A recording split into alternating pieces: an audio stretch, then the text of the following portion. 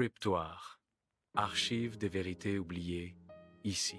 Il connaissait des présidents, des princes, des milliardaires. Il voyageait dans un avion privé fréquenté par l'élite mondiale. Il finançait des projets scientifiques prestigieux. Pourtant, en août 2019, il meurt seul, dans une cellule fédérale à New York. Son nom, Jeffrey Epstein. Voici l'histoire d'un homme devenu carrefour du pouvoir américain. Jeffrey Epstein est en 1953 à Brooklyn, dans une famille modeste. Son père travaille pour la municipalité de New York. Rien ne le destine au cercle fermé du pouvoir. Il montre des aptitudes en mathématiques. Il fréquente le Cooper Union puis l'Université de New York, sans obtenir de diplôme complet. Il devient brièvement professeur de mathématiques dans un établissement privé prestigieux de Manhattan, la Dalton School. C'est là qu'il découvre un monde nouveau, celui des grandes fortunes new-yorkaises. Très vite, il comprend une chose. L'argent circule dans des réseaux invisibles. À la fin des années 1970, Epstein entre chez Bear Stearns, banque d'investissement importante de Wall Street. Il travaille dans la division arbitrage. Son ascension est rapide. Mais en 1981, il quitte la banque. Les raisons exactes de son départ restent peu détaillées publiquement. Peu après, il crée sa propre société de gestion de fortune. Il affirme travailler uniquement pour des clients milliardaires. Son modèle est flou. Peu d'informations publiques existent sur l'origine exacte de sa richesse. Pourtant, son train de vie explose. Durant les années 1990 et 2000, Epstein développe un réseau impressionnant. Il fréquente des responsables politiques, des scientifiques renommés, des chefs d'entreprise, des personnalités médiatiques. Il possède une résidence à Manhattan, une propriété en Floride, un ranch au Nouveau-Mexique, une île privée aux Caraïbes, un avion privé. Il finance également des projets scientifiques et universitaires importants. La présence d'un nom dans ses contacts ne constitue pas une implication criminelle, mais elle démontre l'étendue de son accès aux sphères influentes. Epstein devient un intermédiaire, un facilitateur, un homme qui ouvre des portes. En 2005, une enquête débute en Floride après des signalements. Les accusations concernent des abus sexuels sur mineurs. L'affaire prend de l'ampleur. En 2008, Epstein conclut un accord judiciaire controversé.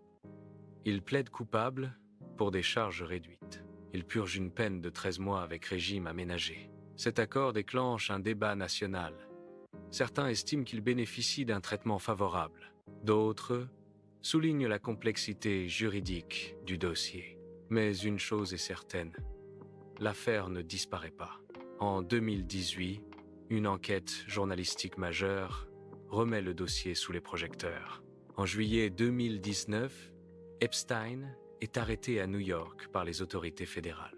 Il est inculpé pour trafic sexuel de mineurs. Cette fois, le dossier est fédéral. L'attention médiatique devient mondiale. Son réseau est scruté. Ses contacts analysés. Le pays retient son souffle. Epstein est placé au Metropolitan Correctional Center de New York. Le 10 août 2019, il est retrouvé mort dans sa cellule. La conclusion officielle du médecin légiste, suicide par pendaison. Cependant, certains éléments suscitent des interrogations publiques. Des caméras présentaient des dysfonctionnements, les rondes de surveillance n'auraient pas été effectuées selon les protocoles prévus. Mais juridiquement, aucune preuve n'a établi autre chose que la conclusion officielle annoncée. Après son décès, plusieurs documents judiciaires sont progressivement rendus publics. Témoignages sous serment, transcriptions, liste de contacts, journaux de vol, correspondance. Certains noms apparaissent dans ces dossiers. Être mentionné dans un document ne constitue ni accusation ni condamnation, mais la publication relance le débat sur l'ampleur réelle du réseau. L'affaire dépasse le cadre judiciaire. Elle devient politique, médiatique, symbolique.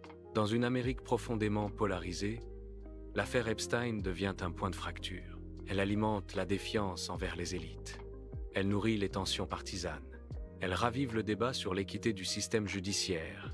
Certains y voient la preuve d'un système déséquilibré.